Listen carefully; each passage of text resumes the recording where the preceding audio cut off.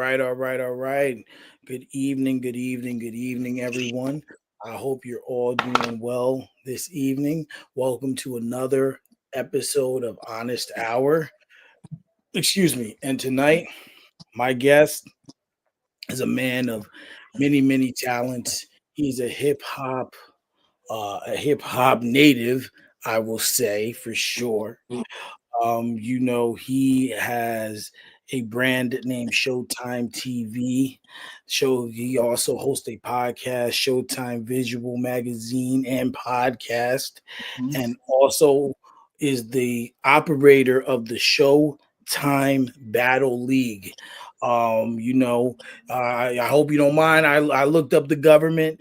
Kareem Thornton is the name, Mhm. but Showtime is Mhm. the name. How you Or doing tonight, my brother? you could call me Kareem Showtime Thornton. You know, Okay, okay. yeah. I don't. A lot of people kind of touch you with the government names, but as a professional and when you win films and stuff like that, that's the standard. You know what I'm saying? That your name is going to be out there. That's what's on them checks. Absolutely, Hmm. absolutely, absolutely. Yeah, some people don't like it, but you have to really be who you are, right? Yeah, yeah, Because who you are to the camera is different from who you are when you're with your family. exactly. You go home, you're not Showtime. You're, to your mom, your dad, brothers, sisters, children you may have, Mhm. you know, that's just what it is. So we're gonna hop right into it. Um, I realized you were born originally in the Bronx. Yes, absolutely. VX stand Ev- up. You all day, right? You already know. Everyone's experience is different in that borough. Mm. When I go there to deliver, it's like every time I go there, it's something different. Mhm. What was your experience like growing up in the Bronx? Oh man, it has its ups and downs. I had my mom really raised me, and she didn't really shelter me, but she made sure that I was in the places that I needed to be. So I had a constructive upbringing. It's like I always had activities. I was always taught that when you go places, you go, you don't stay to the end, you leave before the end, you go do what you got to do. So it's like I pretty much was always doing things, always had activities. I went to the high school art and design, you know what I'm saying, because I draw, so I'm always doing something. So like I never really, even though the streets is there, it's very real, and I've had my experiences in the streets because I was kept so busy, working on things to better myself. Hmm. Um, the things that people fell into, I was, you know, I was blessed to not fall into a lot of those traps. Mm. Yeah, because it's real easy when your surroundings Of course. are like that. Like I live in this. Well, I'm from this town called Newburgh. Upstate. Hmm. And, Hmm. same thing. A lot of different stuff goes on there, and people it has a bad reputation, but there's so many Hmm. good people in it. You just have to Hmm. kind of see it for yourself to understand it. Hmm. So, growing up, what was your family like? Single parent household. I know my dad. My dad's around. He's been around. He's still around now. Um, but at the same time, my mom was who really pretty much raised me and just gave me the tools that I needed to get to where I had to go. She always spoke to me as a child like I was her best friend. She always spoke to me. She never, she never punished me or hit me. She always explained to me the things that I did wrong so that I could Mm. correct these things. So I understood what was going on rather than being hit or punished for no reason. So my upbringing was pretty good. Me and my sister used to live. Me and my sister grew up in a two bed apartment. We used to share a room for a little while.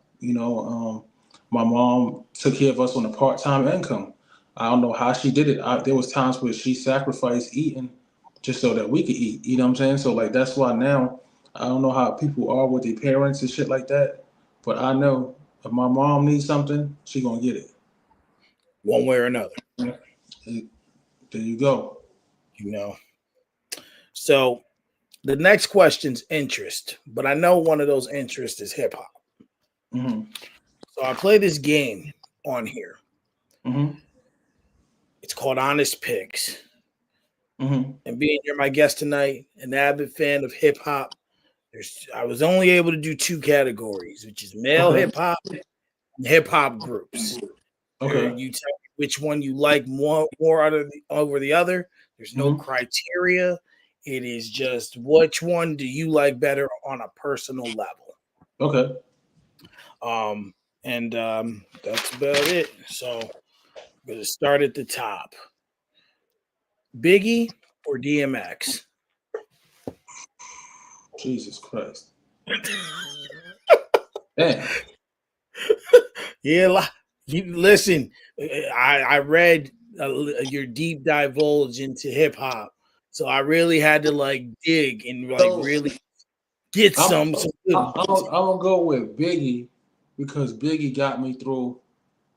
In '97 when these things going, Biggie really got me into hip hop. Like Jay-Z and Biggie really got me into hip hop. To even got me interested to even listening to DMX. Biggie was like the gateway for me to even give hip hop a chance because I was a nerd that only played video games. I got into hip hop so late, like in '97, I really started listening to like Jay Z and really getting into hip hop. You know what I'm saying? Listening to the locks. So then I had to go back and do my research and fall in love with the culture. You know what I'm saying? Absolutely, So I'm gonna go with Biggie absolutely. on that one because he really got me into listening to other artists. Okay, I can respect that. Mm-hmm. Tupac or Ice Cube? You relentless right now. Jesus Christ. Oh man. I'm gonna go with even though I like Pac, I love Pac. I really do. Mhm. I'm more of a Now, just so you know, if you can't pick, honestly can't pick, you can say both. yeah, I would have to go with both because it's like it's they're so different. You know what I'm saying? So you just have to be in a certain mood to you Yes, know what I'm saying? absolutely. You can't And then just throw. yeah, it's like it's so different. It's like Tupac was so poetic with a lot of his political angles. Ice Cube was more direct, more Mhm. aggressive because he was in the mix with the NWA and that movement, at that time. Not to say that Pac wasn't, it's just that Pac had a different approach. You know what I'm saying? So it's watching Absolutely. two perspectives with the same mission. Absolutely. It's not like you said, you just can't throw one or the other on. It's kind Yeah. of like you got to be in the mood and kind of what angle what you're looking to listen to at that moment in time. Well, yeah, yeah, yeah. Rakim or KRS-One? Oh man, that's a good one. I'm gonna say for me, Rakim. Okay. For me, Rakim, as far as lyricism, the way Okay. things are worded, the way things are said. You Hmm. know what I'm saying? KRS One is very talented and he's lyrical in a different type of way. So Yeah, one is more serious. One is more one you have to take more serious. The other one tends to lighten up more, have more fun with the crowd. I see what you're saying. I can Because see. I can see my father put me on to Rakim. I remember he had that double CD, and the beige one was the old one, and the blue one was the new one when he had the one where it said the microphone solo with the you know what I'm saying. So I feel that. like he has a more cinematic feel, and I'm more of a cinematic person. I like to see the movies in my head. So like the tracks that he approached is more my speed as far as Oh, the way I like to look at things like a movie. okay. Okay, that's fair. You can't, there's no wrong answer. Like if I'm just you're saying. I just know how I listen to music. Like I like to sit back and zone out, like, and really listen to the and story. and break down what you're listening to. Yeah, it's just different. And hey, there's nothing wrong with that. Paying you just like to pay attention and just listen for those things. Like Things like that like go for example, Jay-Z, the Dynasty album, the intro. Whoa! When that intro came on, I sat back like it's yo, about it's about to get real. that intro's tough. That intro's tough. Like that you just it set the tone for that album. That's what I'm trying to tell you. And you're like, oh, as promised. Okay, They got this a is what strange way of doing things, like Stevie Wonder with Waves Under the Do Rag. Yeah, you know what I'm saying? It's like soul food. I need Jay that. Z, Jay Z's like widely like he's like in the GOAT conversation, but yet still disrespected at the same time. It makes no sense. Like like the things he says just goes over people's heads. Hey, and, It's and it's crazy because I've always been a person that I catch on to a lot of caught on to a lot of stuff. I'm like, yo, my thought process. I'm nothing like them as far as like street activity and drugs and that pass. But when it comes to like certain business things or the thought process about everybody in my circle must have a purpose and just mm-hmm. playing chess, not checkers. You know what I'm Yep, saying? You know what I'm saying? Like it's just absolutely. it's just a certain energy that just even if he's not even being the most lyrical, is what he say makes so much sense. How could you Right. not respect it? Yeah, you just start listening, like I'm a sucker for lyrics. So like when Mm-hmm. you're not like listening, like people aren't always hearing what's being said. Like they'll be like, I just don't like him, I just don't like her, or what or whatever it is. But when you break down Jay-Z, he's definitely one of the greatest of Mm-hmm. all time, if not Look, the greatest of all time. you know what's so great about people who are lyricists? Like they just out of when there's so many rappers out here, and just that person just got you going. Like, yo, that's crazy. Like I remember when I didn't even know who R.J. Payne was, and I would see R.J. Payne rap, I'll be like, yo, he killed it. And then I just started hearing him more and just listening, breaking down the bars, and then we at some point me and him started following each other on Instagram. You know what I'm Yeah, saying? Like, yo, this guy is incredible. The metaphors he was using, and he don't care whether you get it or not. As either you got it or you don't got it. right. He's dumbing Yeah, down for nobody. and that's what it's about is like lyrics. Like one of my friends, and he's starting to hone his craft. His name's Hmm. Osman Benjamin, Hmm. and like he's been doing music since we were in high school, but now he's Hmm. like really honing his craft. If you Hmm. ever get a chance, just check him out. Like his music, Okay. his metaphors. I'll send you his page. His metaphors are crazy. And then like it's just like, wait a minute. Like I tell him all the time, like he's so humble. Like, but bro, you don't realize you have the tools to be the greatest to ever Greatest. on a microphone. And that's not because I know him. That's not bullshit. That's I just because feel you. his lyrical ability is like legitimately that good. Like like one freestyle I remember he'd be like he used a metaphor of detonating a bomb to how when Jake Paul knocked Nate Robinson out in that exhibition match and said Mhm. detonate, and like he puts the Yeah, lyrics yeah. on the screen. So like had he have never done that, it would have went right over my Oh, head. your head, right? Like Yep. some people don't know. Like the other day, I was at I Got Bars. Shout out to I Got Bars. My Shout man out. Fleets and Prof. So Goods the Animal. I don't know if you heavy in battle rap or know who Goods is.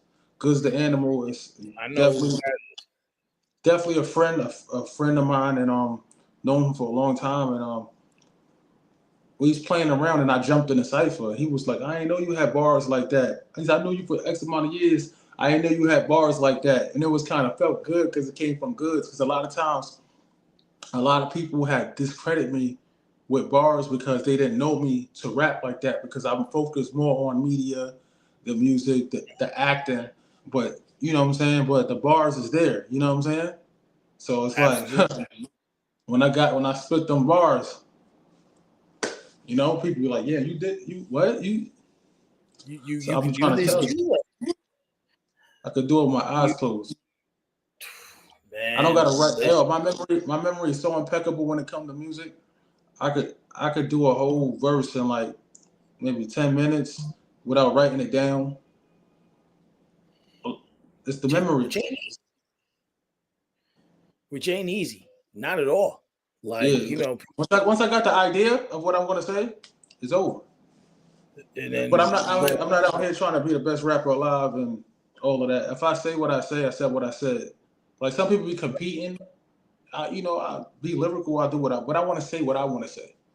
I'm Right, not just gonna put it together just to make it sound good so I can impress people. Just to, you know what I mean? I'm gonna say what I need to say or whatever the record calls for at the time. right, and you're gonna make it sound good on top of that, right? Like like that's just what music's about. Is about connecting with the fans, with the audience, especially hip hop. Hip hop's the most expressive genre because you can Hmm. just really just say how you feel and just go with the flow. Uh, so next one, Busta Rhymes or Jadakiss? Oh, you are bugging right now. Now I'm a Locks fan. I always say my favorite rappers is Jay Z and the Locks. I say Jay Z, I like Eminem, and I like the Locks. So I love Kiss. I'm gonna put Kiss first, but let me say Hmm. I had every Busta Rhymes album up until the recent ones. Maybe I had before, The Coming, When Disaster Strikes, Uh huh. Extinction Level Event.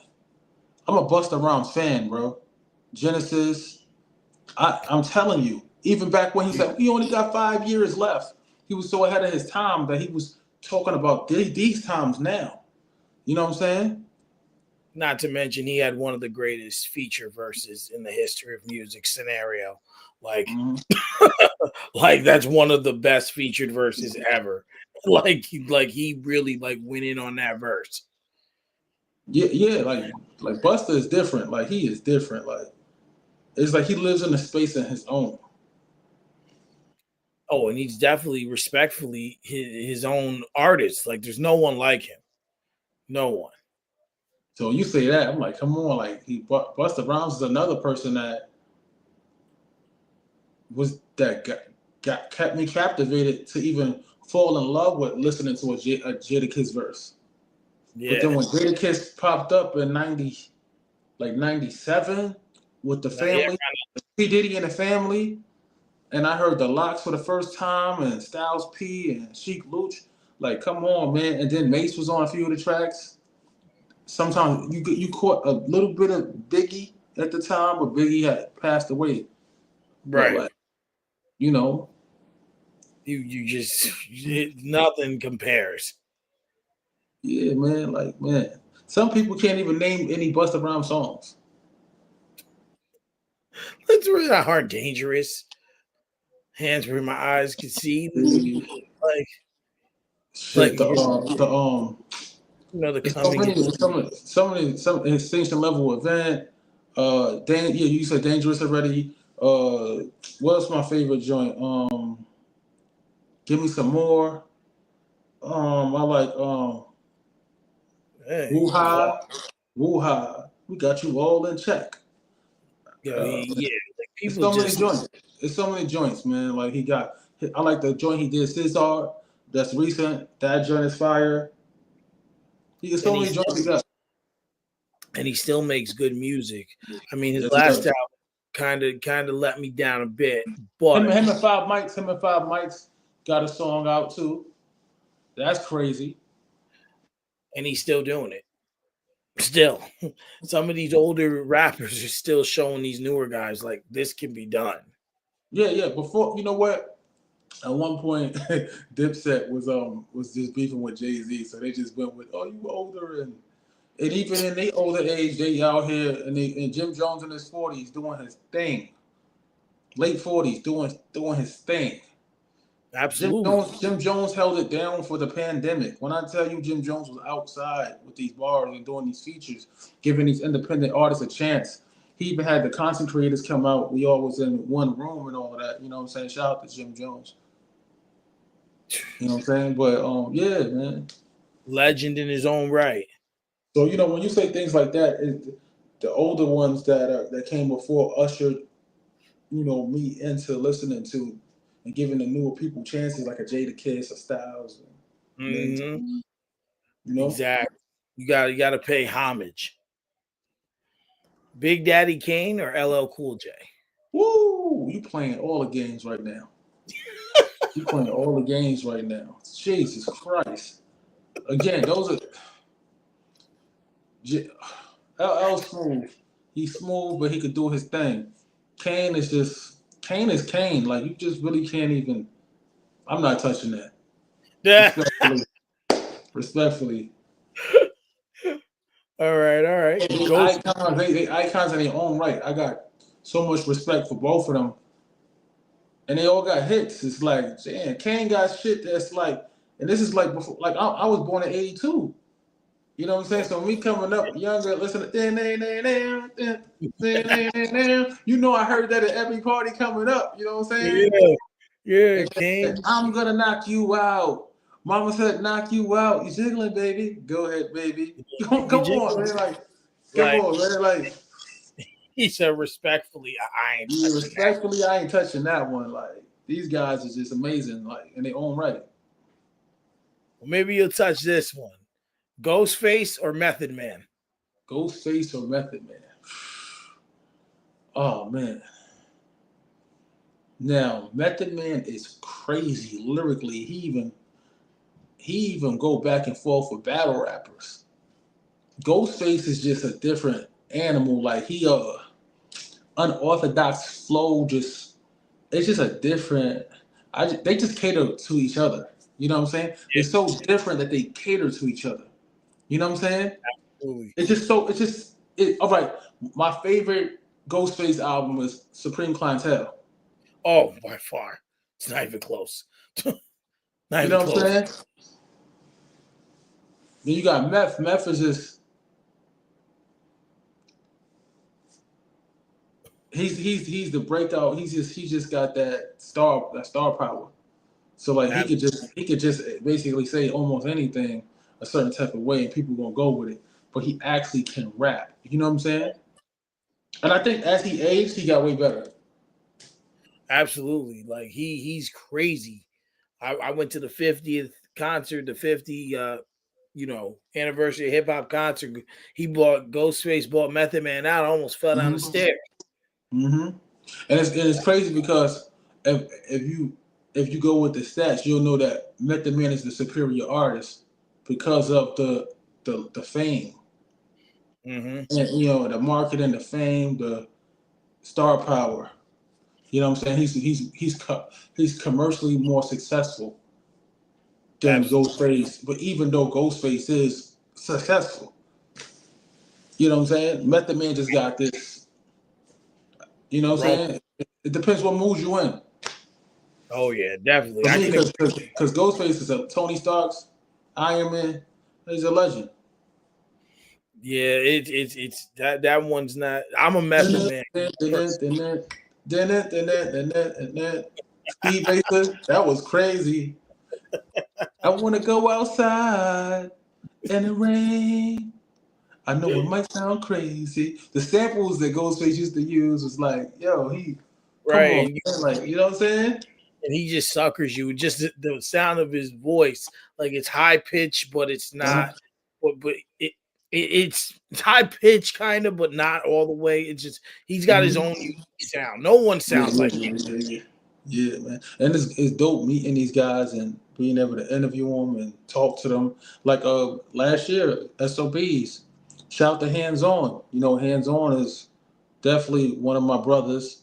He run meth labs. He produced multiple Method Man albums. His album was crazy. His last Mm, album he put out is crazy. Go check out Hands On. He brought everything out. He brought everybody out. He brought out Shaheem. He brought Capadonna out. He brought Meth out. Um, Costa was there. Man, even DJ Trace was there. wow, There's a few of us in that building, man. The building was shaking. Shout out to JoJo Pellegrino. He was there. man. So, Okay, so the yeah. tout people are doing this and doing it for real, Mm-hmm. for real. Nas or Scarface?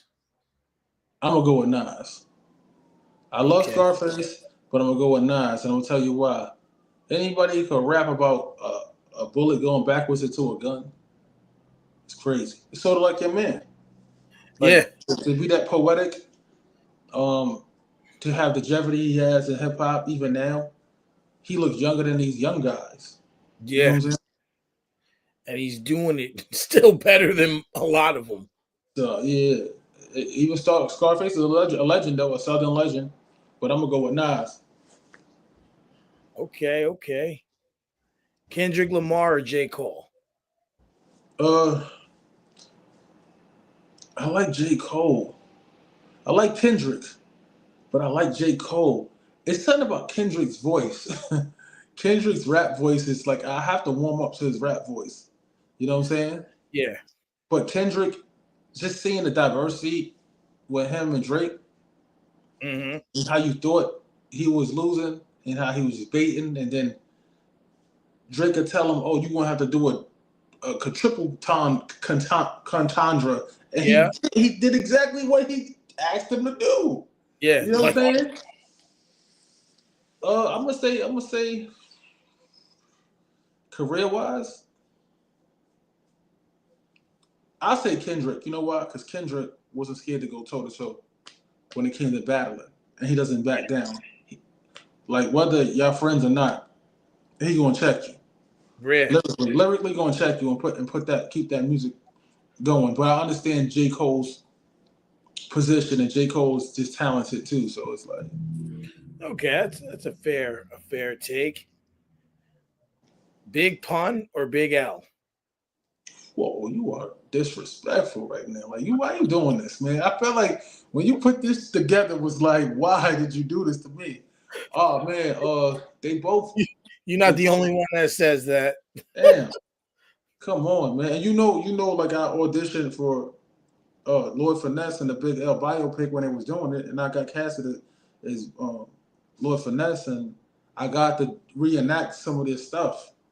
You know Oh, what I'm saying? Like with Big L. I would say Big L because even Jay Z wasn't playing with Jay Z. Kind of was threatened by Big L a little bit. You know what I'm saying? oh yeah. And Jay nice. Big L is kind of crazy with it. You got a bulletproof fitted cat. That attitude is where you gonna get it at. But pun is like so lyrical. It's like they. It's like I don't know, man. Like I don't know, man. That's crazy. And they both not here. God bless both I'm gonna their go with souls. both of them. I'm gonna go with both of them on that one. That one I'm gonna have to say both of them. All right, that's fair. That's fair. Black Thought or Andre 3000? Mm.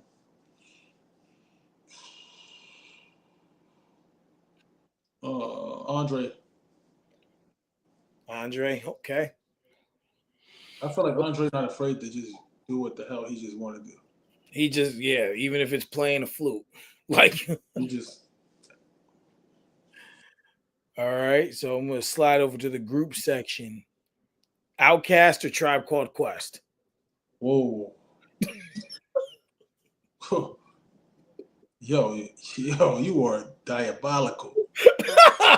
Diabolical. Damn. I'm gonna have to go with Outkast though. Okay, okay. EPMD or De La Soul?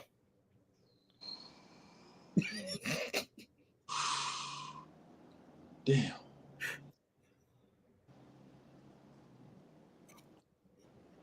EPMD is crazy. That's my Even when it went to PMD. yeah. You know what I'm saying? And Paris Smith actually gave me advice on making music. Oh wow. You know what I'm Oh, saying? I remember one time we was in a club and I saw Jimmy Kane and Wu Radio was there. And they was like, yo, Capadonna and all them, they got a performance up there, whatever.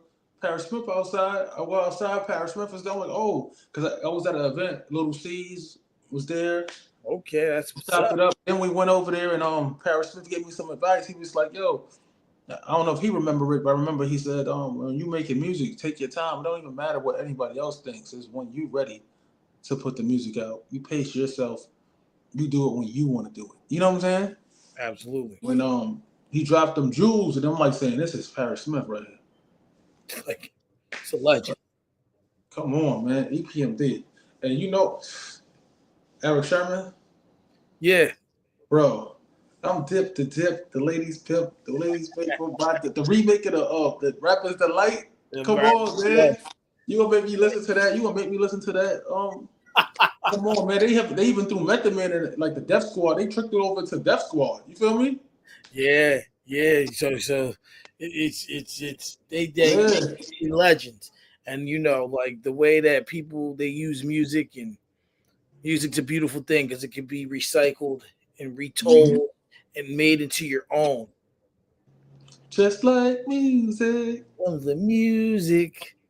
All right, you really gonna hate this one. Oh man. Pete Rock and CL Smooth, or Rock Him and Eric B. Come on, man. Like why yo, I ain't gonna be able to go outside after that. We heard what you said. Damn. I'm gonna have to plead the fifth on this one. He said plead the fifth.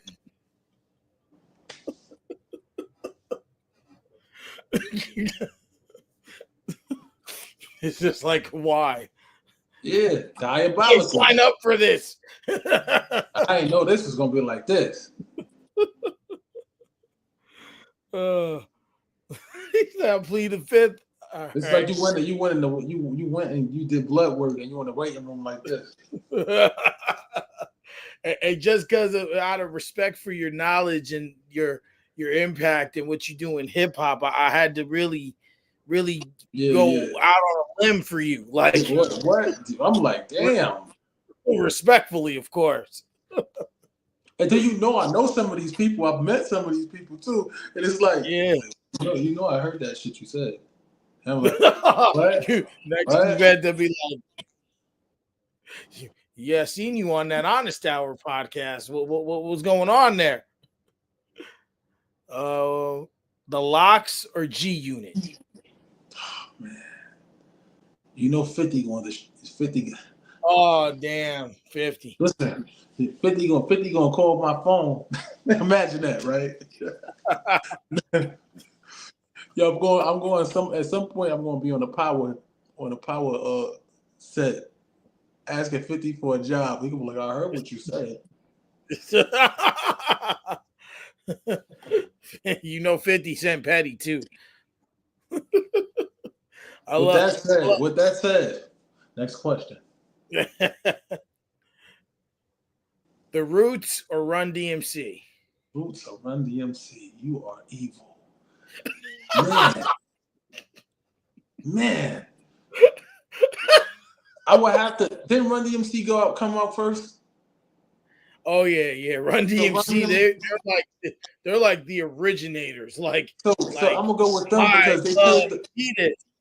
because they paved the way for these artists like the Roots.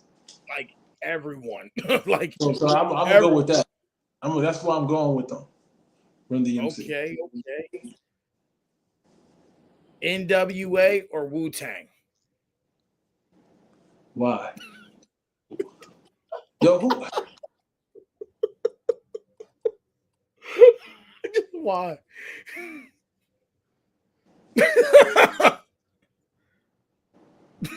I'm just trying to figure out what made you even do this.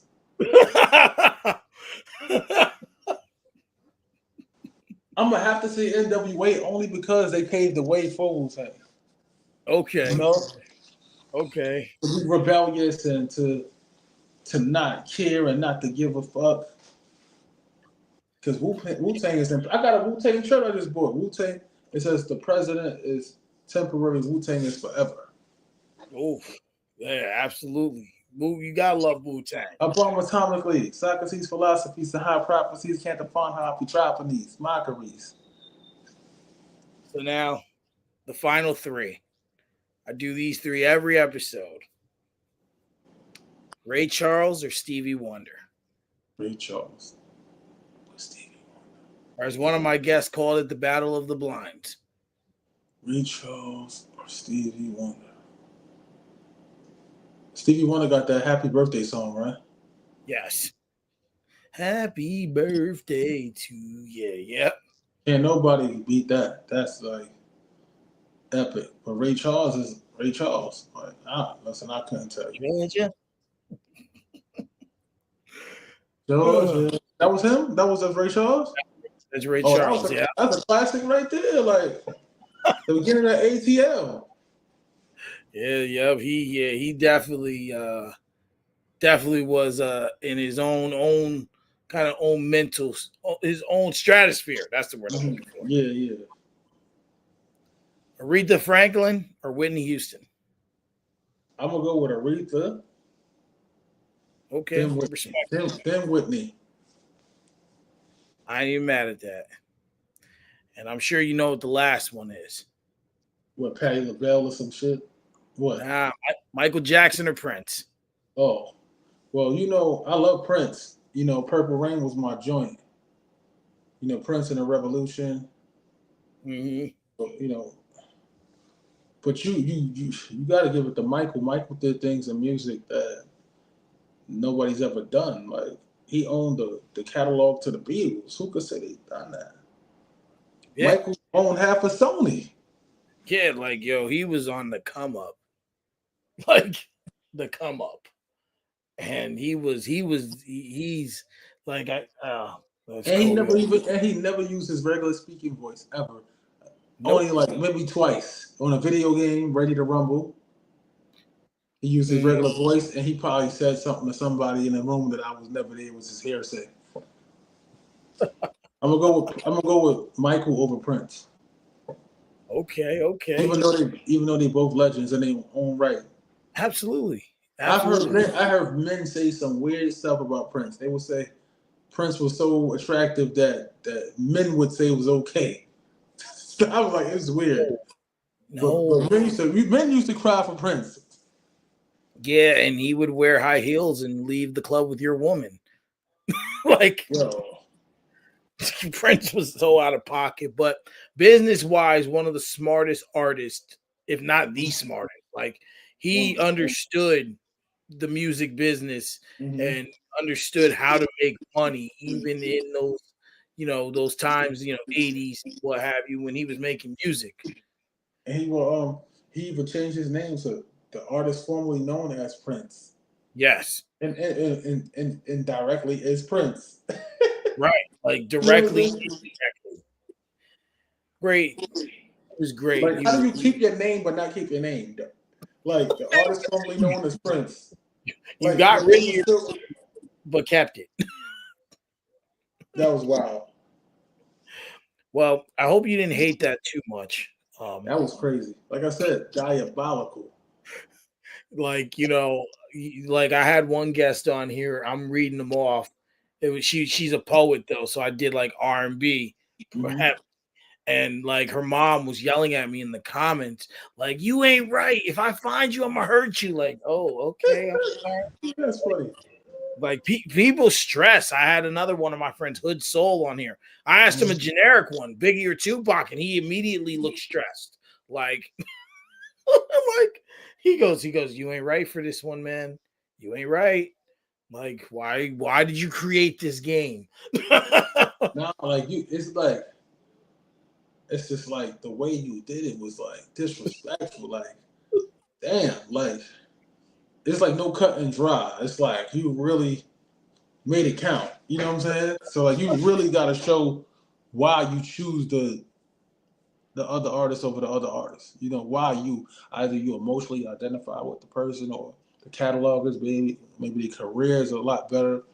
But even if the career is better to you than one than another person, who do you prefer? You know what I'm Yeah, saying? That comes into play. You know. right. Because there's no. That's why I kind of leave it as that criteria. Because if I ask it that way, you Mm-hmm. might think that that artist has a better career, but you might think this artist is lyrically better. It's all Mm-hmm. subjective. But if I leave it in a Mm-hmm. personal opinion, it's just I feel it's just better for everyone at hand. Mm-hmm. That way it's not like you're not breaking down stats and looking up numbers and this and that. Mm-hmm. You like more. That's all. So back to the interview.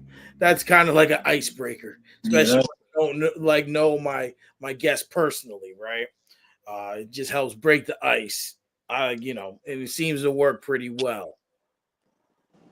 So you went to the High School of Art and Design for architecture and animation. Yes. You said that was because you drew you still draw? Not really, but I can. Okay, okay. Originally, and the bio that I read also said you founded that you liked creating music there, Mm-hmm. but I want to know before you found that lane or decided to go that lane with the drawing, what was the original lane you wanted to go? I wanted to do comics. I really wanted to draw comics and get into doing animation like cartoons. I remember when they was working on that film, Osmosis Jones. Oh yeah. So Warner Brothers actually came. Was it Warner Brothers? They actually came in and they showed the unfinished version of Osmosis Jones. They showed us in the process of them making it, and they Oh wow. said, with 2 years of college, what I'm saying, your talent, you can apply that work for, the company. You know what Wow. I'm saying? They came to talk to us, and that was dope. I had to redo scenes like I was drawing Street Fighter scenes, like I was drawing Ken fighting Ryu, but I had to do it by paper, hand. I'm talking about thousands of pictures, and then you gotta put it in front of the camera and actually make it move and do the whole scene. Yeah, and like flip it and show Mm-hmm. you gotta really it's like redrawing Mm-hmm. the same thing again and again and again. Mm-hmm. Then moving, and then some of it, and I used to draw Japan animation, anime, and like sometimes their frames are not so much. Sometimes you doing a frame where you do the whole, you draw so many pictures. Sometimes with them they skip frames, like, you know what I'm saying. Oh yeah, it kind of just jumps as opposed to being like one Yeah. swift motion. So I learned how to do perspectives, buildings and perspectives, shadings, where the light should be and where it shouldn't be. So that was the plan. So one day I spoke to this lady, and she looked at me and she says, "You're gonna be an artist, but not in the way you think you're gonna be." And it Mm. devastated. She said, "You're gonna be in something like radio or something like that. You're gonna be in entertainment." Mind you, I was nowhere near entertainment. And I don't know what she's talking about. And she said Right. that was gonna open up. This is the time to take it. And I'm like, I don't know nothing about this. Then one day I met this guy named Tron on a beat in seventh grade. And he's like, "I made this beat." And I'm like, "No, you didn't." He said, "Yes, I did." I said, "It's whack, I bet." I listened to it. I said, "It's all right, but it's still whack." And then Tron got better and better. And then I started making music with Tron. I was trash. They would hide from me when they was recording. And then I just got better as time went by. You had to practice your craft. Yeah. And then I started And when you making music that I actually like. But then there was times where I never got a chance to do a project the way I really wanted to, because it's always somebody letting somebody else do a whack version of what I initially planned to do. Mhm. Sometimes when you got close with a person, you know, sometimes it'd be like a competition that's not a competition. You may not be in competition, but the person may be. And I remember me having a falling out with my friend at the time. Then I stopped doing it. I started learning how to do other things to keep myself relevant. And that's when I came up with, called them up. Well, I'm doing Showtime TV, and people gonna know who I am. Watch. Mm. Give me a few months. Everybody that's on this DVD gonna know me. And that's how I started that. Wow. Wow. So you just And really look at my hat. yeah, and I was looking through some of the stuff. You got a lot of content. A lot of content. And shout out to your manager also for reaching Yeah, out.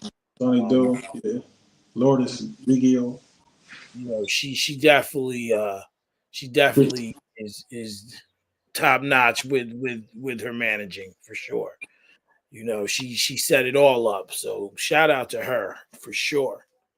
She acts like a whole parent, you know.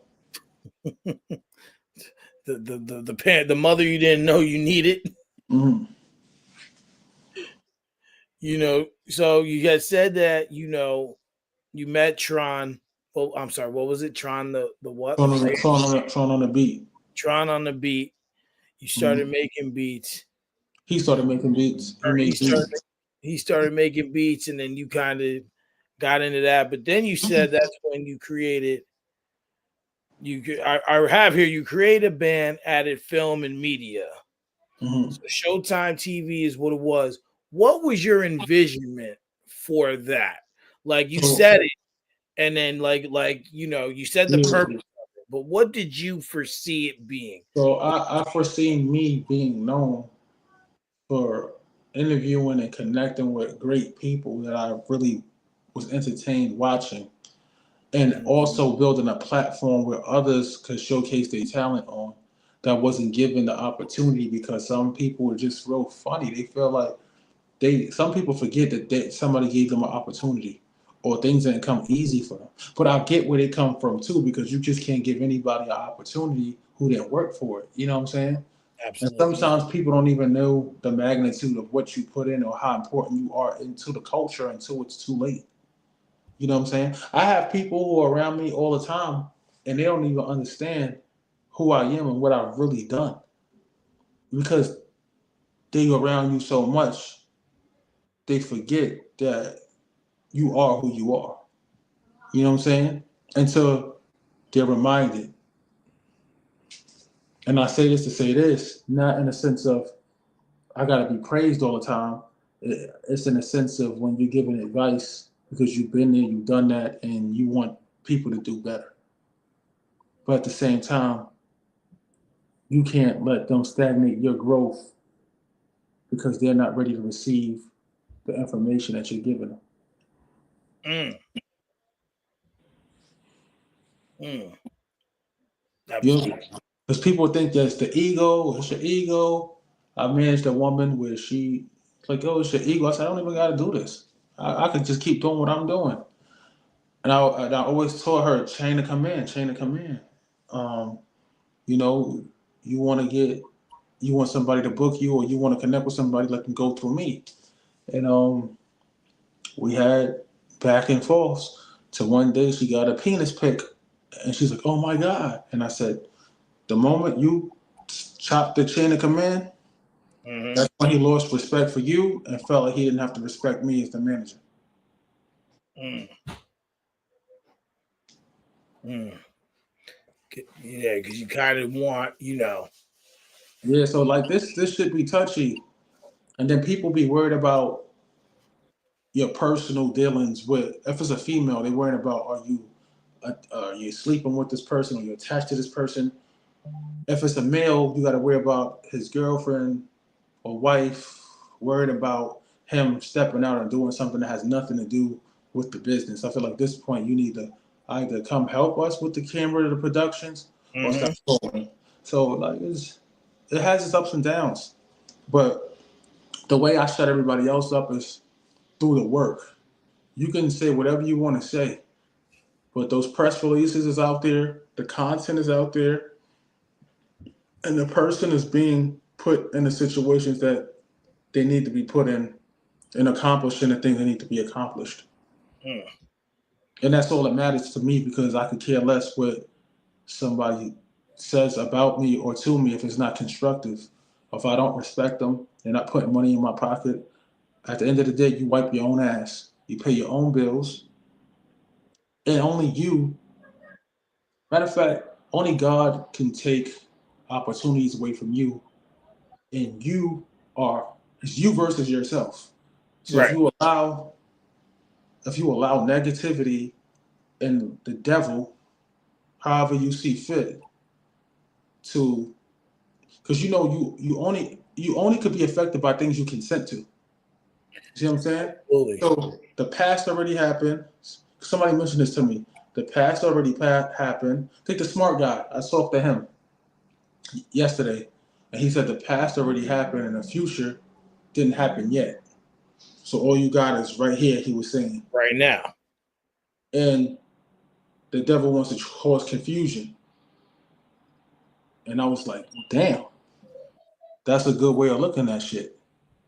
But I understood it. But I understood it because a few days ago I was looking at the feeds and he was talking about vibrations and how speaking certain things or thinking things could liquefy and turn to solid.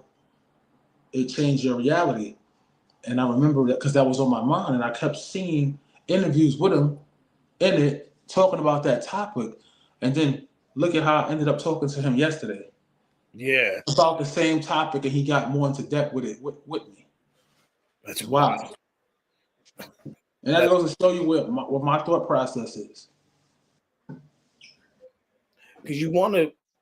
I seen a video earlier. I posted it to my story, Mm-hmm. and it was talking about. I was a pastor or priest of some sort, and he was talking about how not everyone is made for your circle, Mm-hmm. and and the same goes with business. Mm-hmm. Like even this platform, right? I had a Mm-hmm. acquaintance. We were friends when we were younger, but he's very, very like he's like 30 years old, 32 years old, still likes to troll people. I don't Mm-hmm. have time for that. I'm married, I have kids. I don't have time for the trolling.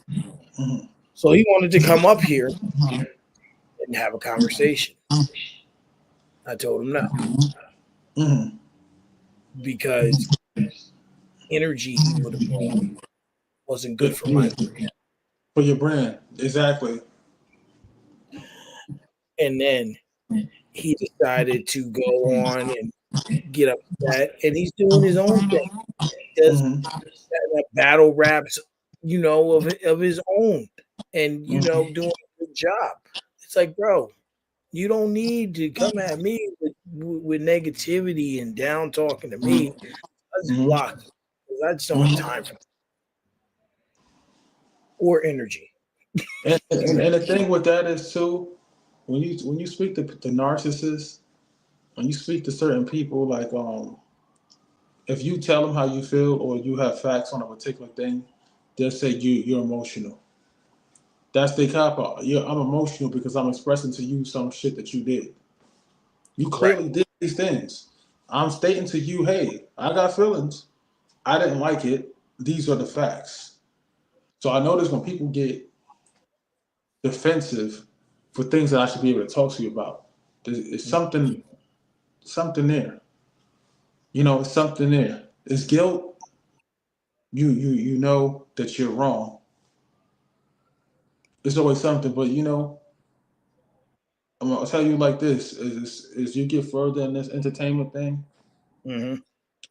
you still got to realize who you are, Absolutely. where you came from, what you believe in, and nothing else matters unless it's constructive to what you got going on. You know what I'm saying? And it is what it is. It is what it is. But you got to be strong enough to be like, hey, you know what? Sometimes I don't. I be loving people so much that I rerun and talk to them, but I'm really in a space where it's like, okay, that's what you want to do. Be safe now. Right. You can hang it up because I'm not doing it. And it takes too much energy. Too much. It's like when you're dealing with somebody and it's so heavy. It's like, well, damn. Like I Is need it to. worth it? I need to go to sleep at this point. It's like you. It's like, man, and then sometimes people don't understand this is not the streets. The way you handle business, or sometimes people don't want to do certain things, you can't really talk to them a certain type of way or go back and forth with them in a certain type of way. But you don't have to engage with them. You don't have to support it. You don't have to post it. you could just be reserved. You see how you said, okay, well, this is not the platform for you. Step back. If you want to do your thing, do it over there, but it won't be done on this platform, or it wouldn't be honored over here. You know what I'm saying? Exactly. We got time for it. Nah, I'm trying to grow, you know, and me conversing with him would have only made me digress, not make a Yo, create. these people are literally will focus on, like, they have no boundaries. They'll really focus on what you're doing in your personal life, and they'll question certain things, and they'll nitpick at you. And the moment you don't set boundaries, you allow them to trip you up in the future. Mm-hmm. You know what I'm saying? So it's like Absolutely. you got to really let people know. Like, and it's crazy because you may work with somebody who cares about what everything everybody else care about, and they be looking at you crazy, going beefing with you, and you like, hey, if that affects you and that's what you want to do, you go ahead and do that. But don't get mad at me because I'm secure enough to be like, hey, I don't care about that opportunity. I create my own opportunities, and I'm not willing to walk on eggshells for nobody. You shouldn't have to. I'm not. I don't care No one. about. And you know what the realest thing you could ever do to somebody? Tell them, look, I'm gonna tell you the truth, even if I might lose you, I'm gonna tell you the truth. So when you Mm-hmm. finally wake up in the club, when you done twerking and standing on that dirty couch and dancing or smoking your reef or whatever you're doing to that, and it hits you like oh, that's what he meant. But it's over now. No It's U too turn. late. At that point, it's too late. The damage is done. Yeah, it's like you'll be in a space where it's like, hey, it don't even matter if they caught it or not. It's sort of like in a relationship where, like, say you break up with somebody, and you know when you over somebody and you're doing better, you realize, well, damn, me being away from this person, I did a lot better. I covered more ground, and I don't even care if they see that I'm doing this and that I'm successful. You don't even Mm. care because Ah, you've already ascended to another space. absolutely. You're now on the come up in a sense. You're trying Yeah, to elevate. you already like a lot of times I'll go to places and I'll be around certain people that I already know mentality ain't like mine. Like I done been to Absolutely. college, and I'm not saying I'm smarter than everybody because I've been to college. I went to college, it was a business move. You know what I'm saying? Got the degree, worked in case management, did assessments, care plans, medical billing, all types of shit. You know what I'm saying? Dealing with people with chronic illnesses, HIV, and mental Mm. health. So like you people think they have problems. They don't even be problems y'all be having. People got bigger problems than that. And then you take that and you convert it to business and dealing with people. Then you realize that these people don't really have anything in common with you, and you're playing yourself by even entertaining them because they'll make you feel like you're crazy or you not in the in crowd, but you were saying like, well, I don't care about that crowd because it doesn't make sense. And by the time your thought process gets to this, and you use whatever chakras you up to, or whatever you vibrate on, whenever you get out of that matrix and you realize like, whoa, I've been wrong. And a lot of times, by the time you realize it, it's too late. You've already had some kind of damage or something that's been detrimental done. And people, like, even still, like, I have a friend, like, where he works regular trucking job like I do, what have you, Mhm. and he'll be like, "Oh, I'm gonna make 90,000 this year," and my other buddy will be like, "Yeah, but I'm gonna make," he's like, he's just like, "Yeah," he's like, or no, he'll say, "How much you gonna make?" To my other friend, he'll be like, "I don't know." He'll be like 95. He goes, "No, you can't make more than me." He's one of those people, like, he wants you to do good, but he doesn't want you to do To better do than better him. than him. And at the same time, it's like I remember I went on a date, and I mean, this woman was like the Punisher, and she's like, "Yeah, men don't even want us women to do better than them." And I said, "Well, I don't feel that way." And she go, "Yes, you do." And I'm like saying, if I'm doing what I like, Say you're making 200K a year, and I'm only making 150, but I like what I'm doing. I could care Mhm. less what you're doing. As long as you enjoying it, it's your money. Do what you want to do. I could care if you less if you make more money than me. I just care about me doing what I want to do. I'm very secure with who I am, and financially, yeah, it's good to be able to take care of somebody or take care of your family. But at the same time, what makes me who I am, masculine male, a alpha, and I say in a sense of being level headed, like just because I don't have to be, I don't have to be manipulative. My brain and me being level headed, I already won. You know what I'm saying? I don't have to go out there and get emotional and irrational and do all types of weird shit and end up either locked up in Mm. jail. Because those people that be doing that shit and telling them war stories, soon as shit go wrong, they call somebody like me and they want me to help them piece their life together. They go back home talking about, yeah, and I did this and I did that. And you like saying, and you ain't learned shit. You in the same old song and dance. Nigger And it's behavior. Nigger behavior. The mentality of a slave. oof, a sickening one at that. Yo, it's crazy. It's crazy how things are set up to minimize the size of the population, um, to alienate us from being a family unit, to dehumanize us. Uh, Hmm. it's not okay to talk about our feelings. We're not. It's not okay to communicate. Everybody wants to text, text, text, text. You in another room instead of going to talk to each other, you're texting. Kids are not playing kick the can. They're not playing sports anymore. They go on the internet to watch other kids play with the toy that they want. What? What? Where are we living at? The Matrix? The Twilight It's Zone? I think it's the big part of it is that now I'm a firm believer that COVID really helped push the envelope with these things. Of course, that was the test. They were already going that direction, but once the world shut down and they had to utilize computers and cell phones and tablets to go to school, the Mm-hmm. school never transcended and went back to this. Like Mm-hmm. now it's so bad that like Everybody's now working remote. We're working remote. We're working remote. teachers don't want to do no extra. You know, like Mm-hmm. to stay after school. My kid needed help with math, and they're like, "Oh, we Mm-hmm. leave at 15." I'm like, "What? You don't stay after for extra help anymore?" They want you to go to another location that starts later. Then it's not like you can take the bus and go there. You have to drive them there, get the help, pick them up. It's like parents have lives just like teachers, but teachers used to Mm-hmm. stay after school till And help. 3:30. Yeah, yeah, yeah, yeah. Because they actually cared. And it's crazy because Alex Jones, even though he is controversial, if you watch Endgame by Alex Jones predicted a lot of the stuff that's going on now.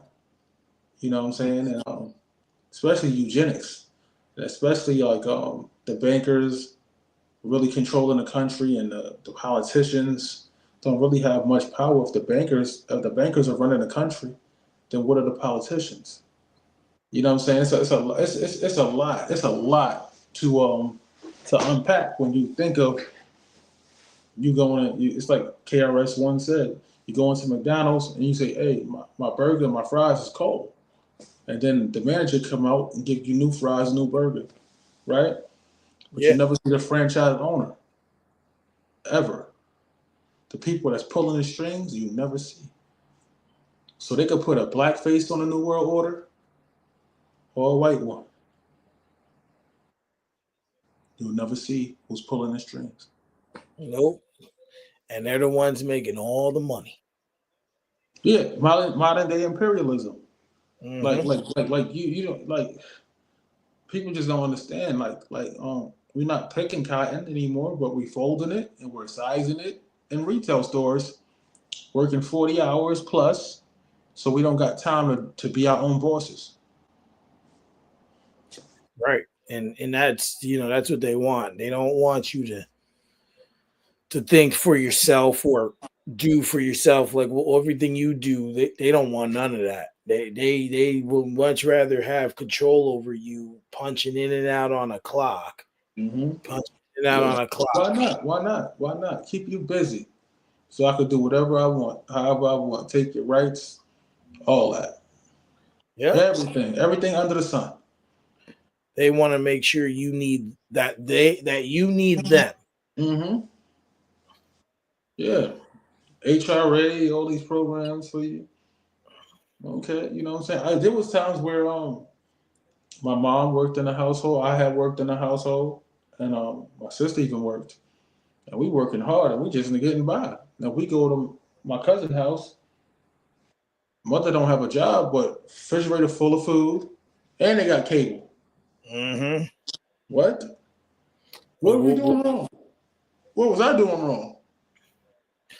that's because the system was created for people to need them. And then when people use them, and it's not a knock on anyone who needs the help or anyone who takes it, what have you. I'm not a judgmental person. It's just I'm this talking might about sound the people who are irresponsible and don't abusing. want anything and abuse it. And then when the people who actually fall on tough times and actually need the resources, it's incredibly hard to get it. Happened to me and my ex-wife. We were, we didn't have much money. I worked X amount of hours, so did she. And we we had to renew our food stamps. Mm-hmm. And they were telling, so we go fill out the paperwork, have to Mm-hmm. put in your current numbers. I Mm-hmm. made $150 a week too much. So because I worked more on average, so because I worked more overtime in that year, Mm-hmm. so my rate went up a little bit. So oops, sorry. They told me I made too much. So they told me I would have to make less money, have to make $150 less on average in order to qualify to get food stamps. I said, so let me get this straight. Instead of just saying, okay, let's adjust it, give you less to still Mm-hmm. help, we're gonna Mm-hmm. take it all away because you think that me at home with three children and a wife can take care of everything with that $150 on average I made. I don't take that home every week. One time they gave me, I remember when I went to apply for it just for just for a month. It was a long time ago, and they only gave me $16 in food stamps. What you gonna do with that? Nothing. I spent Like, it. What? It's like what?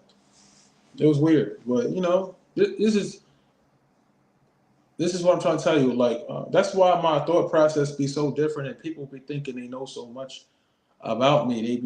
They look at the wrong shit. You know what I'm saying? And it's like it's not what you think it is. Like I'm level headed, but I'm tough. I've always been a tough individual. Physically tough, aggressive, a go getter, but I don't assert myself a certain type of way because already when it comes to women, I intimidate men. Or just the fact that I think a certain type of way, and then there's people who financially have more and struggles to get to a certain space, and they feel like, how is this guy doing this when I have all of this and I still can't do it the way he's doing it? You know what I'm saying? and people just you like, people just always concerned about what everyone else is doing instead of staying in their own space. And even like some people are jealous of what other people are doing, so they'll do anything to sabotage it. Anything. It be people you trust with information to shut up, and they'll just go and you behind your back and still talk about it. And it's like, well, damn, if I told you that it was for a reason. And then it's like it doesn't even make no sense to even say nothing to you about what you did because you know what you did. But it just shows me that I don't even need to deal with you. And at the same time, I see the flaws in you and I can see the potential problems that you can have for my business, and I don't want to do it. And the fact, and then crazy. Once somebody's exposed, they get real quiet, and they Mhm. get because you don't want to do this no more. As soon as you say I don't want to do this no more, they mad at you. Oh yeah. And then when they tell the story, they try to make you look like the bad guy. Yeah, because they everybody like, and if you want, and then if you feed into it, it's like you being a willing participant. You know what I'm saying? So I'm a firm believer. If somebody try to say I'm a problem, I just remove myself. Hmm. So if you still have the same problem and it's worse, then is it safe to say you was the problem? Absolutely. It's kind of like that. When there's a lot of problems, right? And like Mm-hmm. I'll even use my job. We got Mm-hmm. we got issues with a certain manager, Mm-hmm. and they talk about all these issues. Mm-hmm. She's the common denominator in all of it. But Mm-hmm. what do? They give her a promotion. Make that make sense. You That's what I'm know? trying. And it's crazy because I'm gonna tell you what could have happened. A lot of times what they do is if the company's in trouble and that person has a degree to fulfill that situation, they'll be like, Mhm. "Well, we need her. We need to promote her because her degree is going to save the building Mm. or save the It's something that they're saying this person has credential wise that gives her a pass or him a pass because it helps the overall business. Mm. So now when you vent to them about this particular person's problems and stuff, it's like, oh yeah, yeah, yeah, we'll talk about it. And then you talk about it, but nothing really changes. They just spin you to see how long they can keep you spent. It's like when the days of the week, when you work in the days of the week, Yeah. keep the week in the days. So they keep in the week in the days. So now you're in the days. And when you rest on the week's end. Ah, okay. Okay. You know what I'm saying? That's why, people be like, hey, good morning. I'm like, I'm not in the morning. That's slavery shit. They used to kill the slaves and they would mourn the death of their loved ones and they would laugh at them and they say good morning. Wow. So that's why I always say good day. Wow. You know what I'm saying? And then people be like, oh, you got any money? No. They be like, they broke. Get it. Now you're saying that you're broke. So you're casting spells on you. How you think they call it spelling words? Mm. You want a spelling bee? Spelling words. Because it's casting spells.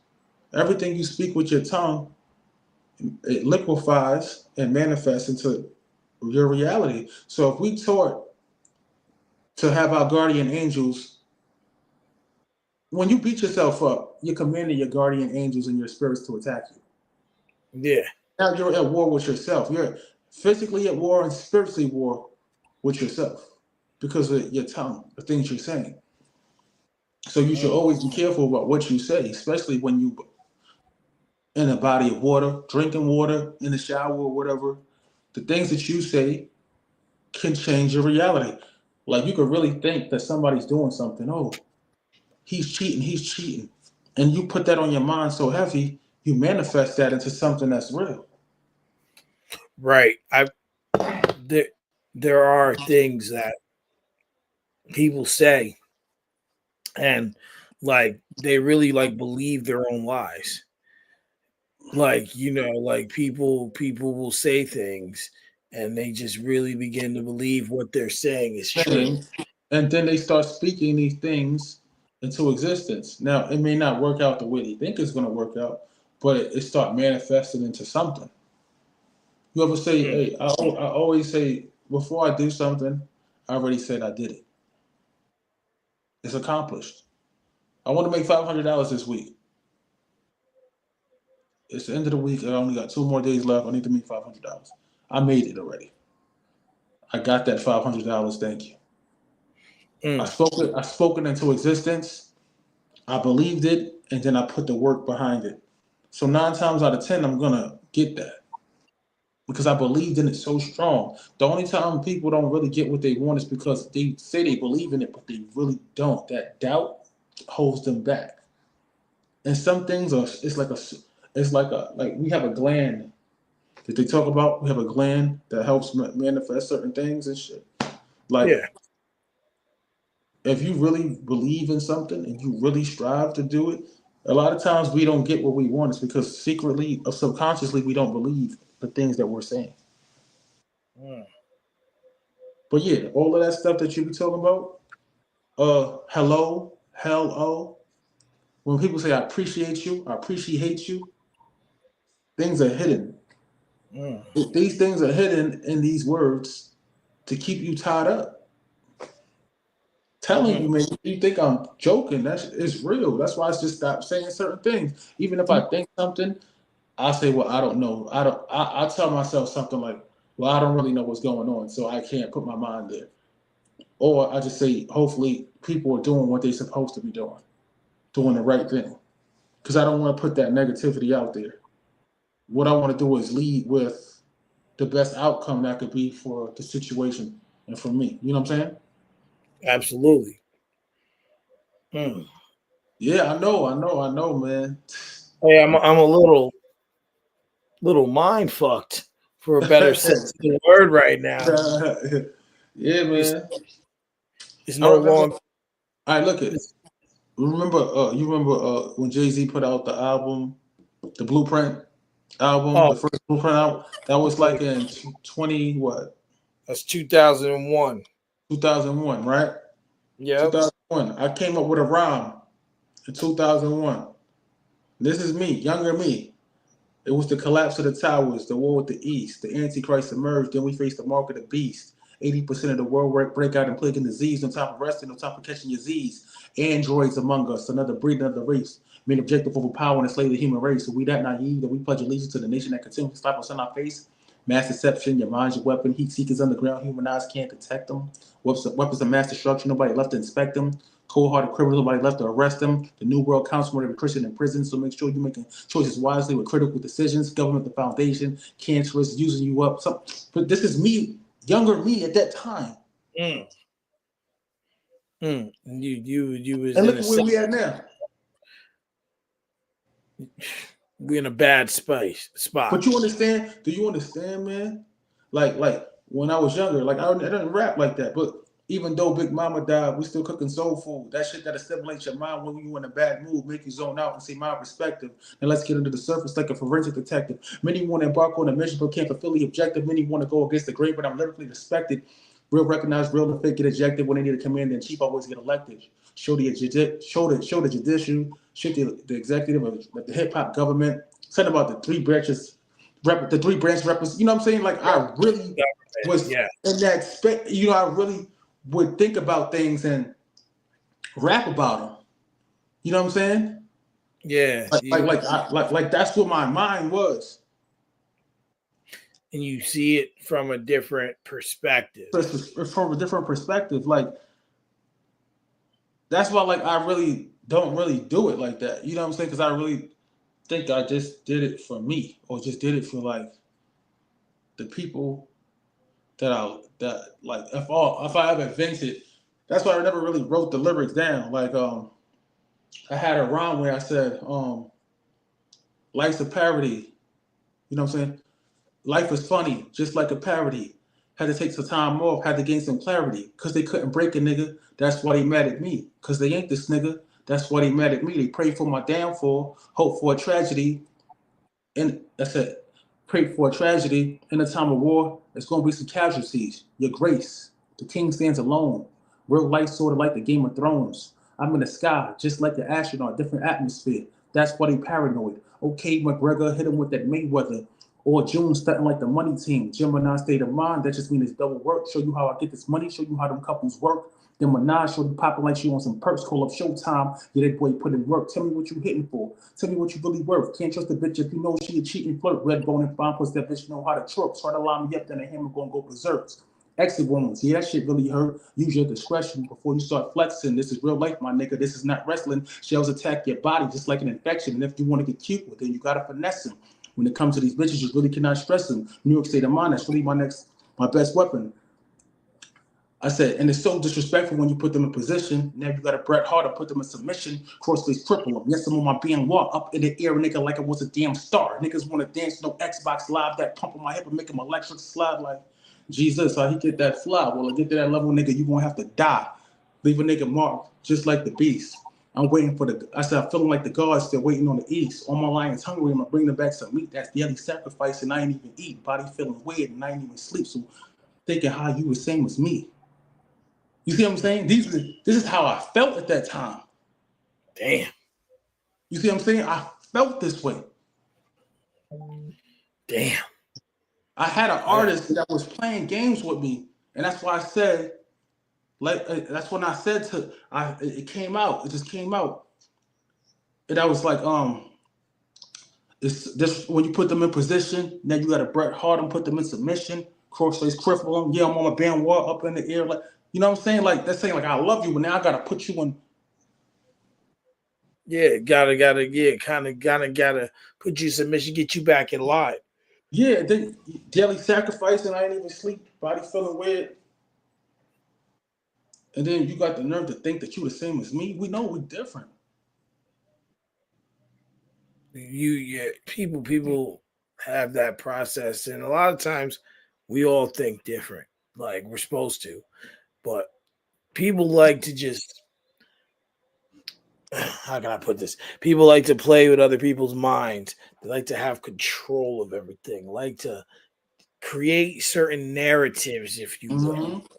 Mm-hmm. And Mm-hmm. and this life, we shouldn't do those things. I always tell people we're all we got. We're Mm-hmm. all we got. And don't matter what you do, who you are, we are all we got, and we gotta look out for one another. And I never really thought about it, and you're the second person. I have another friend. She really thinks outside the box. Mm-hmm. Like, at first I would just like some of the things that she would say is some of the things you're saying, and I'm kind of like looking at her with like the side eye, kind of like you feeling all right. But then, as you start to, as like, we would have more conversation, and then Mm-hmm. I would start to really like think about Mm-hmm. it, like just really kind of like damn, like it, Mm-hmm. it kind of makes sense. And now hearing you say it, like I said, a lot of the same things she says, it's like, yo, that makes a lot of sense. Let me ask you a question. When Yeah. you go to a hospital and you see a Red Cross sign, what do you see? Red Cross. The Red Cross symbol. What do you see on the hospital? Oh, usually says emergency. Yeah, but you ever see the staff with the snake around it? You ever see the logo? Is always a staff or a Right. squiggly Which line around it. I've seen that. I've never seen it like on an emergency sign, So if you but I see do know what you you're talking. see when you see Red Cross in hospitals, you see like usually the squiggly lines with the staff, and Yeah. then when you see money, right? When you see the money, the dollar bill, and you see the money sign, what is it? It's a line And then yes. and then what color is the money? What color is the money? Green. And is it scaly or not? Yeah. Oh wow. Yeah. Yeah, like a snake. Bro, the shit is in your face. I'm telling you, bro. Don't think that none of this shit is not real that you're hearing. Like when they talk about the glee system and they talk about man, there's so much stuff, man. You ever like you look this stuff up when you get off of here? You know, it's kind of crazy though. Like look up the Trilateral Commission, CFR, Bilderberg Group. You ever heard of that? No, I'm The writing it Bild down. the Bilderberg Group, Trilateral Commission, CFR. What else? I think it's the Tavis Scott Institute. It's all things that foreshadow of things that they know who the next Little Wayne is gonna be. They know the Bilderberg Group is like 200 plus of the world's billionaires that actually have a say in how the world moves. You know, powerful people like the Rothschilds, the Rockefellers, and things of that nature. Mm. This shit is different, bro. This shit, it's like I'm telling you, it be shit that I think about that the average person don't really think about because they so caught up on whatever they fucking caught up on. And I just be like, bro, I could watch a whole movie and be like, well, damn, y'all, nobody's offended by this shit. Yeah. I've seen a whole X-Men movie and I seen them talk about apocalypse and oh, the four horsemen. Did they get it from God or did God get it from him? And how he turned this into ashes, into dust. And I'm like, well, damn, ain't that the story of the Antichrist? Mm. I said, but you know what? Well, if y'all don't see it, well, okay. Then Taco Bell had a commercial, right? Where they said it's like the Illuminati. It's like now they put it in your face. Like it's an all seeing eye and all this other stuff like that. Like, to each his own, you know what I'm saying? Like, oh, and look up Aleister Crowley. Look up Aleister Crowley. Do what thy wealth. Do what thy wealth, Aleister Crowley. And then, without chaos, look at without chaos could be total control. That's the capitalist society.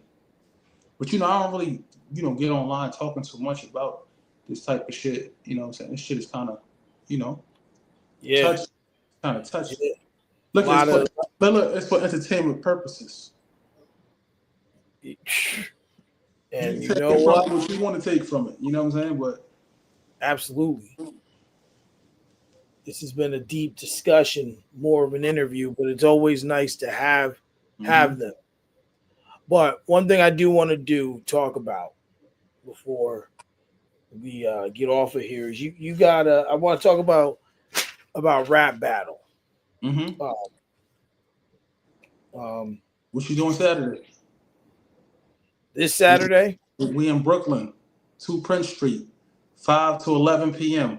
Showtime Battle Rap League presents Mortal Kombat. this Saturday. I don't think I'm doing much. It's a little tough to get out there because I have my kids. Mm-hmm. So that's the only thing.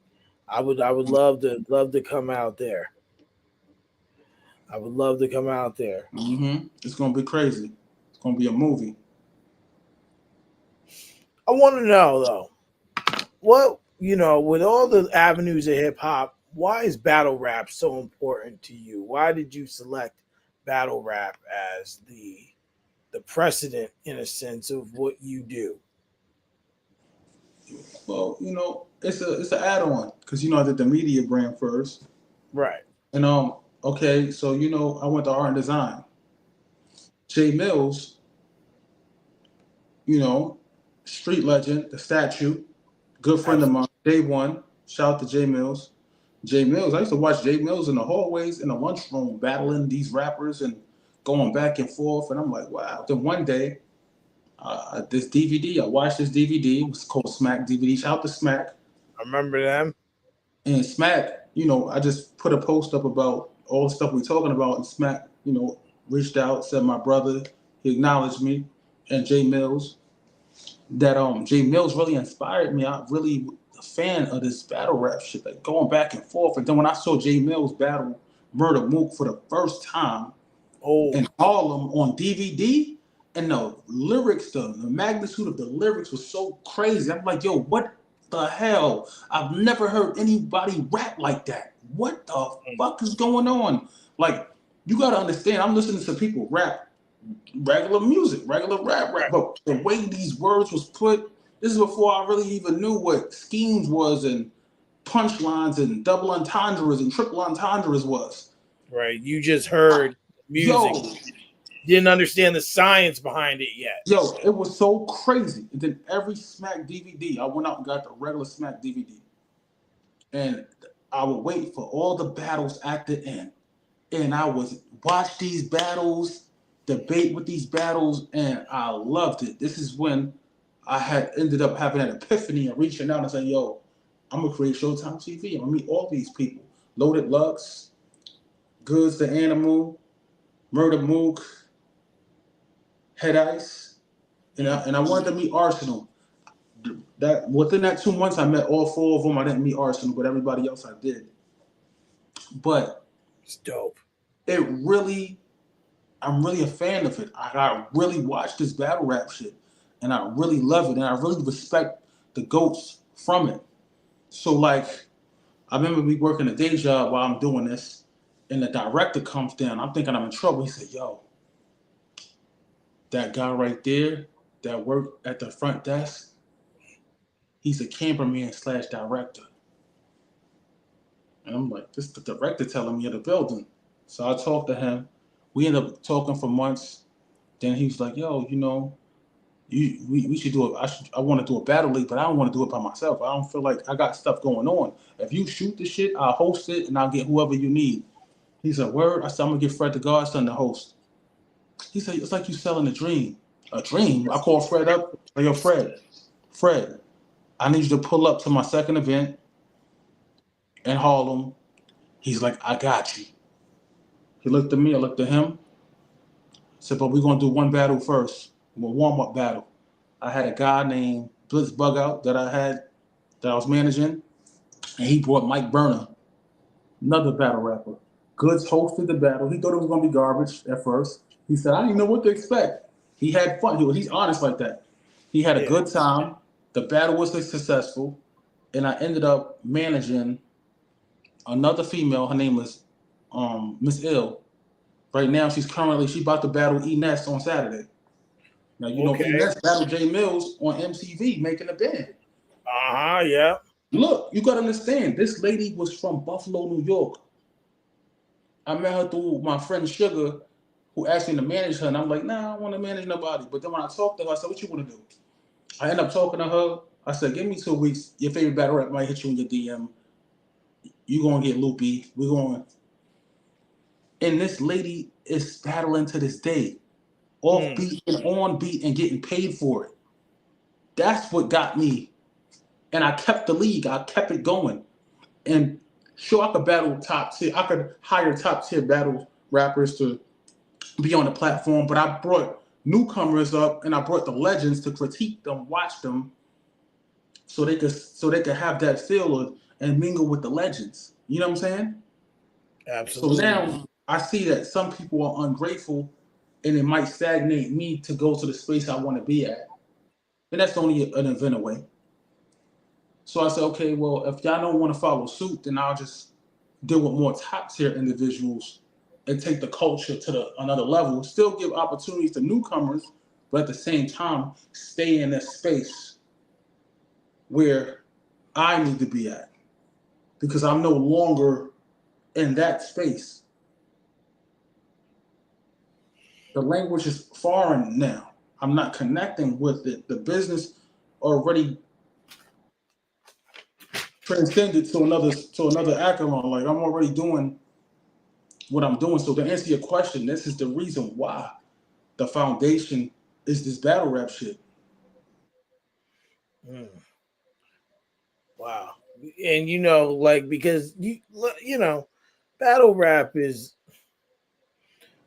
for better or worse, I don't want to say a dying breed, but it is a breed of rap that doesn't have as much life poured into it, right?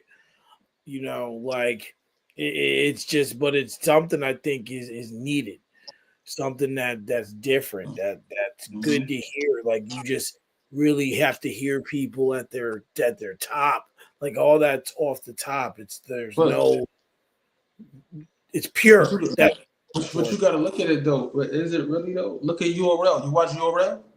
yeah, Oh, you watch Smack? yeah. You see the space that Smack is in. You see these other leagues that's out here. Like you see Remy has a league, Chrome 23. I don't think I've seen hers. See Remy Mott. Like okay, so I went to a Sincere Cypher event and I was talking to Beasley, and he's talking to this young lady, and I'm like, "Beasley, who's that?" She took her shades off. Like, "Oh, it's me, Remy." I'm like, "Remy? Oh shit!" Like Remy outside, and she's a part of this battle rap culture. She knows what's going on. You know what I'm Hmm. saying? We took some pictures. We was on Hype Magazine.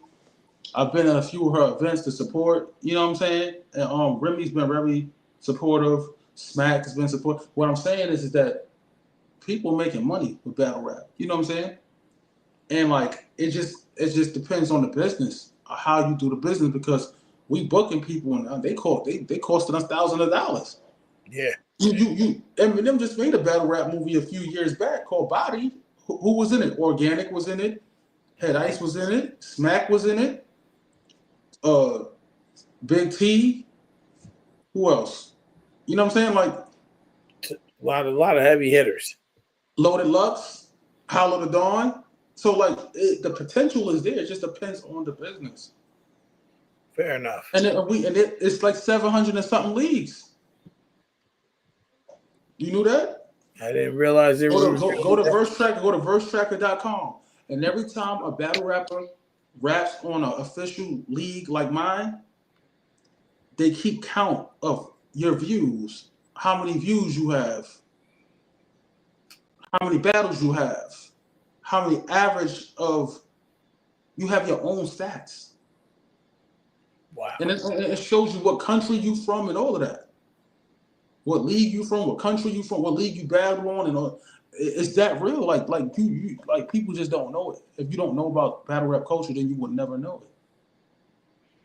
Yeah, I mean, I guess I guess it's something that I've, in a sense, have kind of fallen out of. It's it's just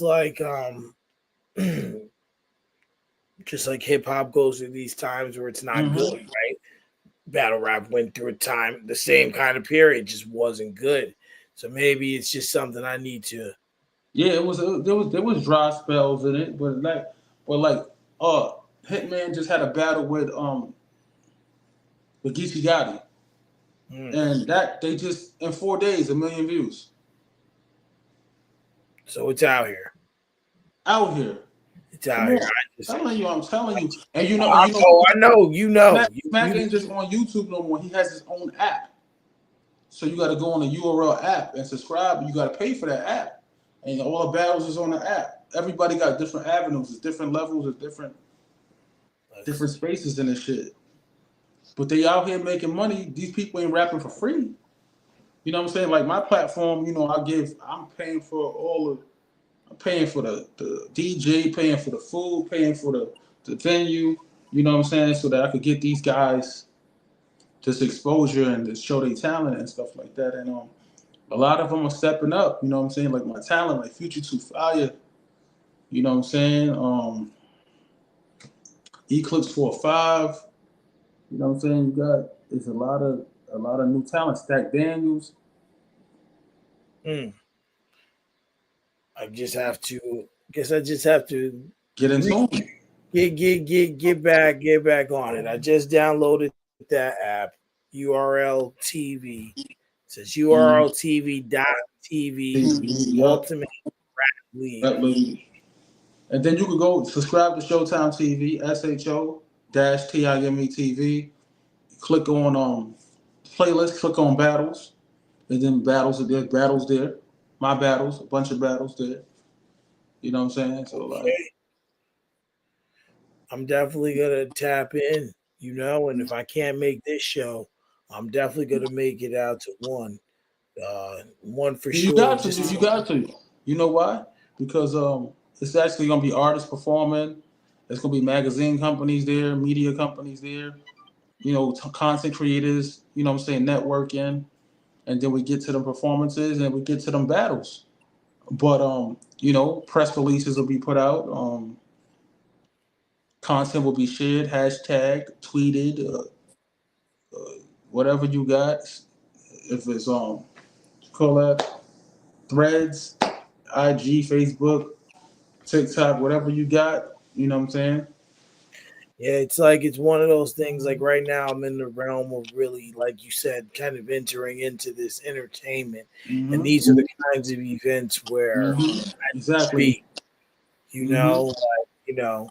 Like I'm not very familiar with the five boroughs, so Then you I gotta need show to your get. face. You gotta show your face and get in front of these cameras and let people know who you are. Let them know about the platform. Obviously, I'm gonna share the interview. I'm gonna do as much as I can do. I support the platform. I actually like the conversation. You know, I appreciate it for you know sure. what I'm saying? And yeah, I have there's a guy you might know him. He's from my area. His name's Big Veg, Oh, Big and Biz. Do I know him? I had him co-host on my show a few times. We interviewed tons of people together. You know what I'm Yeah, saying? Veg interviewed me a few times too. Veg is a good friend of mine. yeah. I had him on here last week, Oh and yeah. You doing everything right. You got Veg. You got Showtime. yep. And Yo. then so I'm trying to get Mikey D on here.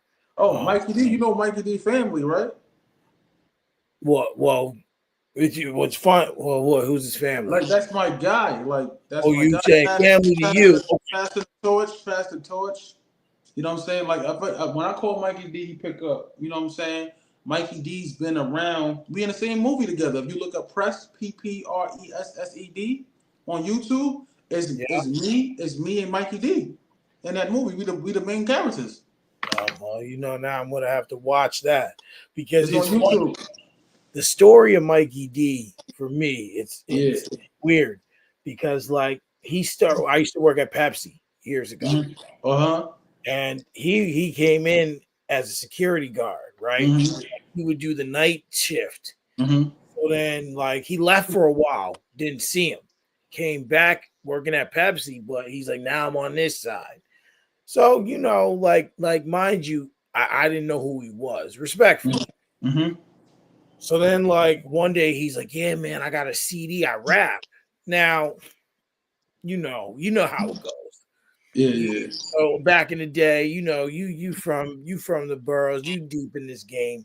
People would be like, "Yo, I got the CD, I rap," and you just kind of like give them the side Mm-hmm. eye, like Oh yeah. you Okay. know. But then something was different about him. Like I could just tell, like he embodied the culture.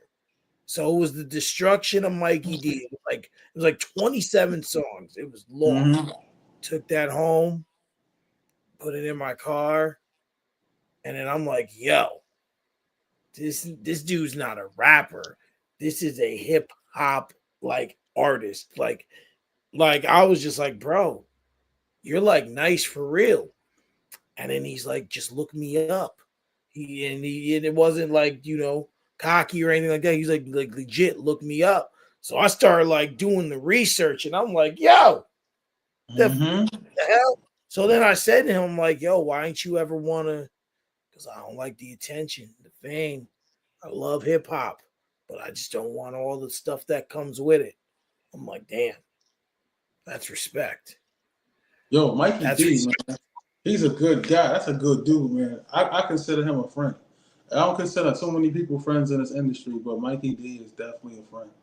And always good advice. He just called me up to put me on to another streaming service he working with. You know what I'm saying? I'll let him tell you the story. Tell you what he got going on. Absolutely. He, he, I'm he, trying. I'm he, trying. He's a hard man to track down. even though I got his phone number, he's still a hard man to yeah, track down. yeah, Mikey. Yeah, that's my guy, man. Tell him Showtime said, "Yo, do the show, man. It's a dope show." I want to hear what he got to say when you hit him with them damn questions. Yeah, but you see, once again, I got to do an even deeper dive, which will make him harder for him Yeah, because yeah, it's crazy. I just can't, because people be stressed over those questions. I tell you, they be stressed, So I appreciate you coming on here, bro. I appreciate you too, man. You know, I know we didn't actually have an actual interview, but you know what? I kind of liked the vibe here. The conversation. A lot of gems were dropped. I'm going to try. I got to talk to my wife. I'm going to try and make it out there Saturday. Hmm. I'm gonna do it, but I'm gonna, Lord willing, I'm gonna try to get out there and You're check going to this. enjoy. You're going to enjoy it. I'm telling you, it's good because I see what you're doing. I see what you're doing, and I see the potential. Telling you, man, like, and you're going to learn a lot from being around in a space with us. Trust me. Different entities, even my team. There's going to be different magazine people there. We affiliated with Hype Magazine also. Jamila Yep, from Hype yep. Magazine. I see that in there. So you know what I'm saying. She powerful out here working. One of somebody I love working with. I got a Hype Magazine presence. I got Gen Z Hip Hop. Shout out to the people at Gen Z Hip Hop. You know, Fire Magazine. You know, See, this- who else? Them BX Boys. You know, Sincere yep, definitely started Rough Riders Radio, and dope person, man, hardworking, man. It's just so many Catch Card streaming service. You know what I'm saying? If you want to submit your stuff to be put on, different platforms and deal with them, I can send you the information. They some dope people to work with. Man, absolutely. there's so many different celebrities and so many people I can tap you into, man. And point you in the right direction because I'll tell you right now, a lot of people won't. Well, if you will do that, if you will do that, that would be an honor. Oh, did I lose you? We'll give it a minute here.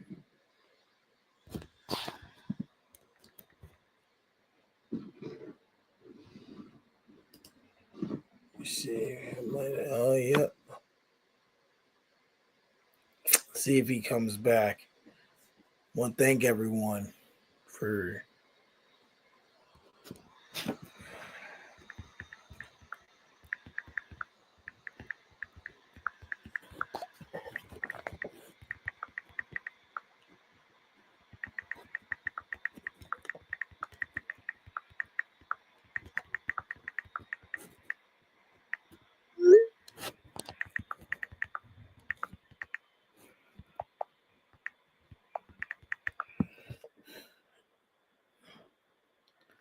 yeah. I don't know what happened,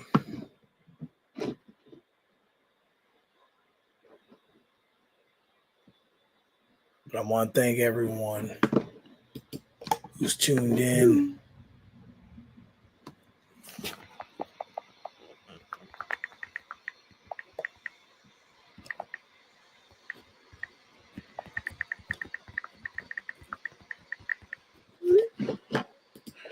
Oh,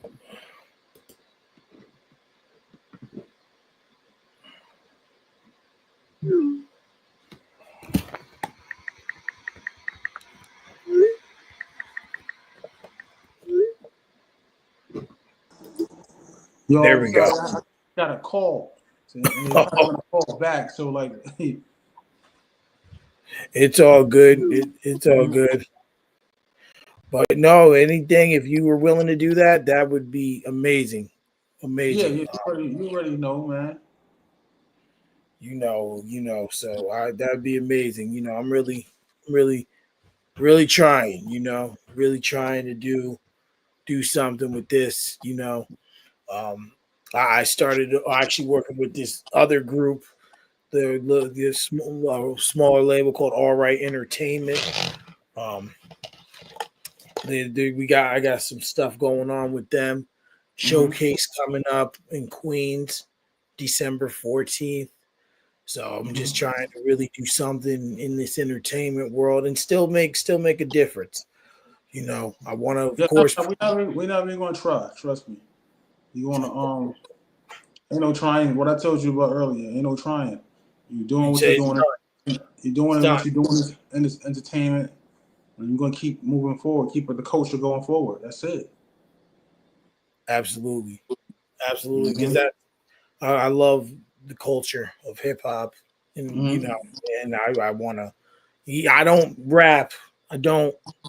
But you know what? Yeah, If you're I not. if I can push the envelope a bit, I'll do it. Yeah, yeah. Nah, it's all about it's whatever you contribute to the culture, man. This entertainment is broad. You never know what you might step into. Absolutely, absolutely.